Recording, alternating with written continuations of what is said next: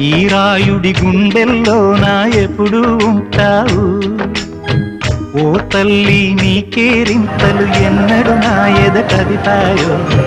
బతుకంటే ఎంతటి తీపో అప్పుడే తెలిసింది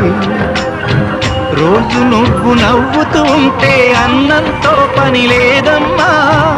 ఒక్క పూట అలిగావంటే ఆకలి నాకు కాదమ్మా అందరికేమో రాజునురా నీదరి నేను బంటునురా నీ నాన్నని బిడ్డని నేనేలే తల్లి